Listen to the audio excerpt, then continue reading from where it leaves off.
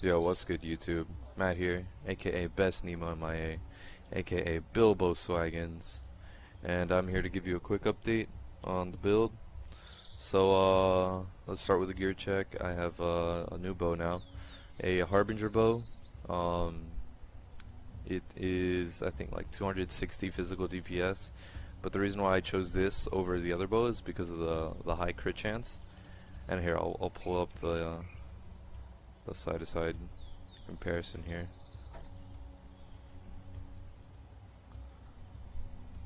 Um, so yeah, there's a side-to-side comparison. As you can see, there's about 1.6% more crit chance, which like actually adds up to about like 10 to 15% crit chance on the tooltip. But this bow does excel at its with physical DPS, because it's actually 50 more physical DPS and about 0.16 attack speed.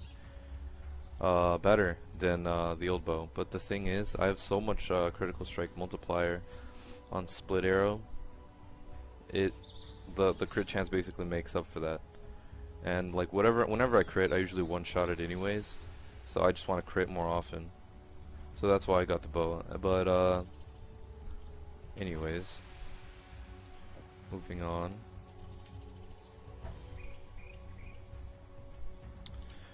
I have in this bow, I have frenzy, weapon elemental damage, faster attacks, physical projectile damage, increased critical damage. And then in my helmet, I have life and resists, and I have cast no damage taken, enfeeble, enduring cry, immortal call. And the order does matter. When it comes to the cast no damage taken, it will cast whatever you link to it in a clockwise manner. So it will cast Enfeeble, then Enduring Cry, then Immortal Call. The most important thing here is just have Enduring Cry before you have Immortal Call in the links. And then in the amulet, I have a 30 strength amulet with multiplier, life, and then I mastercrafted it with resists.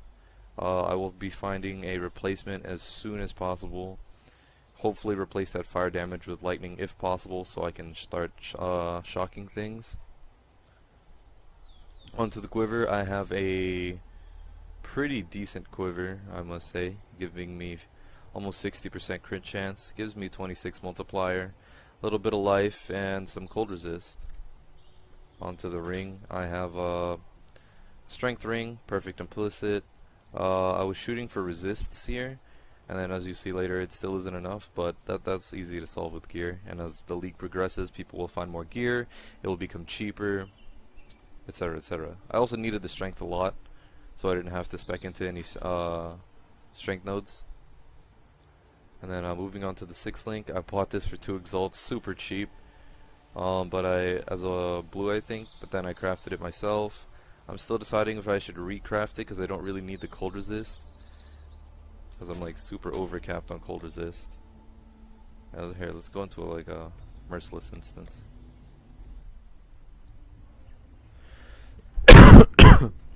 Excuse me. Probably just raped your ears. Rest in pepperoni. But yeah, as you see, my resists are really bad, and I'm way too. I have like almost 75% overcapped on cold, so that's easy to solve. And then here we have a ring, a high intelligence, life, resist ring. As you see, I have a 1% physical leech as mana, and when I got this ring, I was like, hey, I wonder if I can still sustain split arrow without using the nodes, because whenever I see that, like, if something is gear dependent, I'd rather use the currency and save myself some skill points, because skill points are priceless. So as you can see, I spec'd out of Mind Drinker here, and I'm just using that ring. And what I'll do is probably spec out of this intelligence node, and then as I level up, I'll probably curl this way with 3 points. I'm pretty iffy about this though. Like, this is basically just like this, because I don't have any use for the other nodes or attributes in this node. But moving on, I'll show you the rest of my skill tree while we're still here. Just kidding, I'll just finish my gear. So I have my almost perfect Maligaro still, and linked in it I have my puncture setup. This item rarity is being tossed across all of my my 3 pieces of gear here, my chest piece and my bow. Usually I run my item rarity on my split arrow since I'm killing everything, but for video purposes I'll put it on. So I'm at 8.8k DPS, which is fairly low because I don't think the things are right. But yeah, these are under level gems, and I have no auras on right now. But that's beside the point. So yeah, Maligars are always nice. You can always switch these out, switch your helmet and gloves out. You can pick up the rat's nest helmet and then get some like resist and life gloves. Like what I was thinking of doing is I was gonna buy a pair of let's see, where did I put it? Where is that? Of shit. Where is it? I knew I had gloves here somewhere. Okay, so it's in my crafting tab.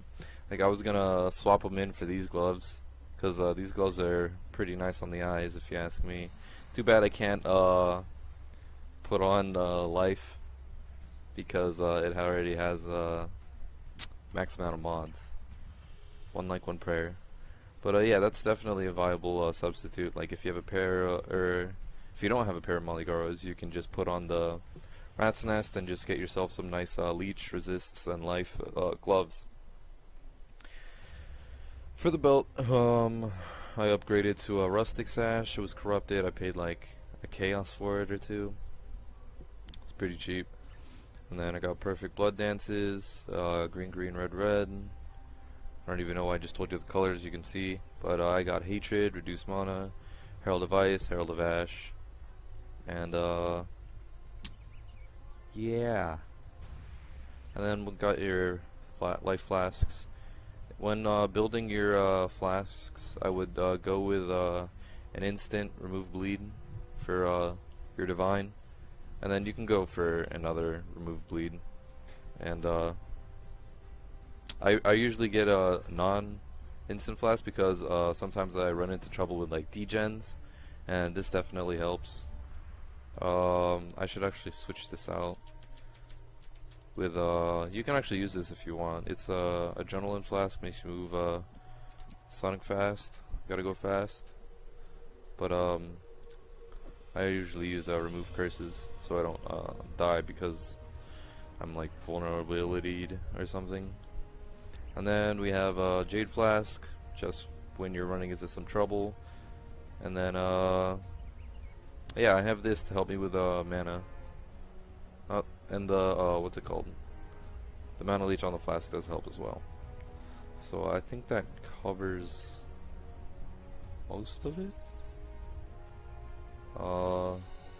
Let's do a cemetery. I'm not even capped on resists. Let's see how wrecked I get. Or do I already have maps rolled? No? Whatever. I'll do a sewer, I guess. Yeah, I don't think we can do that. No, thank you. I can do that. Alright, I'll take it. So, oh yeah, I got my turret at level 6. It was a super disappointment because I didn't get the 70 or the 80 to 99% fizz roll, like some people, like the rumor. So I was just like, YOLO, dude. I just want to try out this new bow, and then I rolled a 71%, which I guess isn't the worst, but it could be a lot better. Hopefully I'll get my turret to like level 8 or get somebody to do service to remove it, and I'll get service to enchant high fizz roll on it. So I'm running hatred, herald of ash, herald of ice.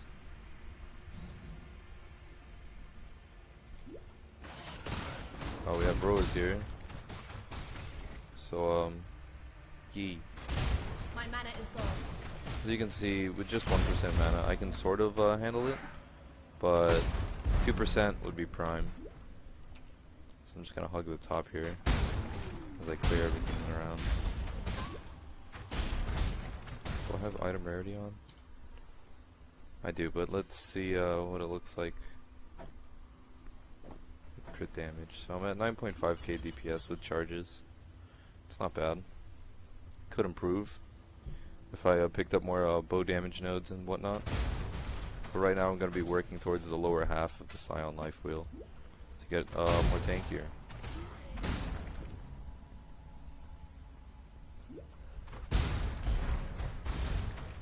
So as you can see, everything's shattering before me. But then again, you might reply, be like, oh, this is only a 67 map. Well, I'm pretty sure I'd still one-shot mobs then, due to the fact I have almost 600% multiplier. So I never really used the hybrid flask for when I had mana issues because Mana Leech always was there, but since my ring only has I only have 1% total right now.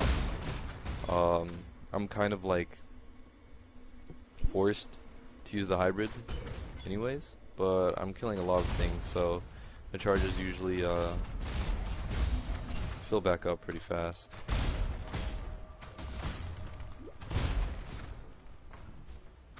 Just gets a little tedious sometimes.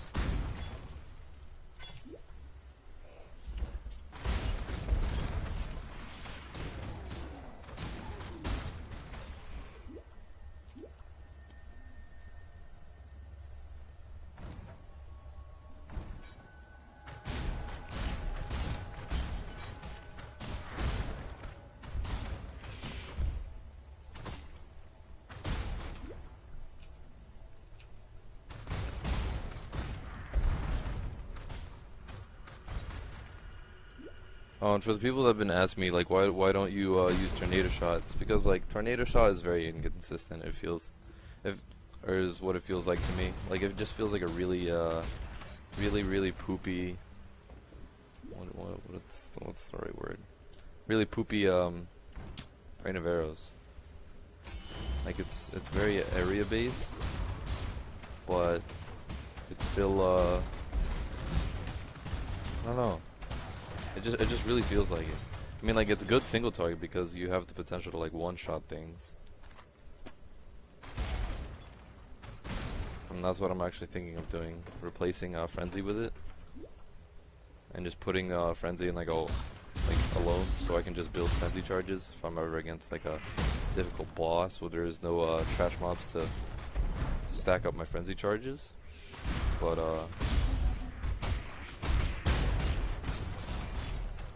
so yeah, rest in peace, boss.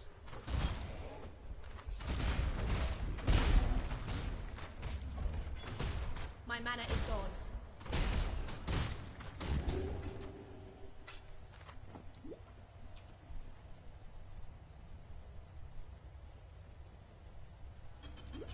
I think this is a bad example. I think I should have found you guys a more higher level map, but not balling out, and I was too lazy to really look for a harder map. I potentially failed because I would have ruined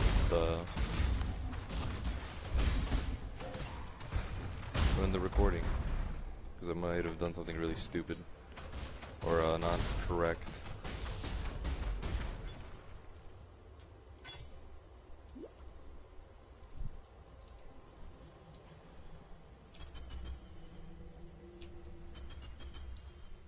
Who has my crit?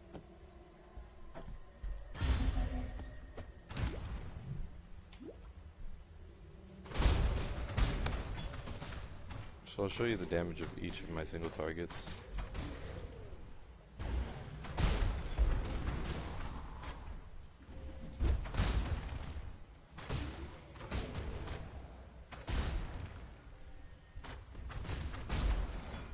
So I'm at a 33k frenzy.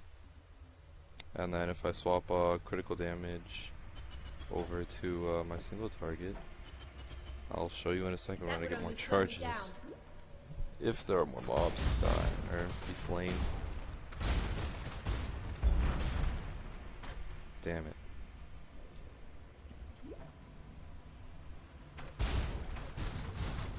And then my bleed is at about 19k, but I could swap it in here into a 5 link. Yeah, that'd probably be more smart if you just so decide to do it like that. So let's put in a puncture in place of frenzy, faster projectile in place of faster attacks, because you want to apply the large bleed. And right now I'm at 17k without power charges.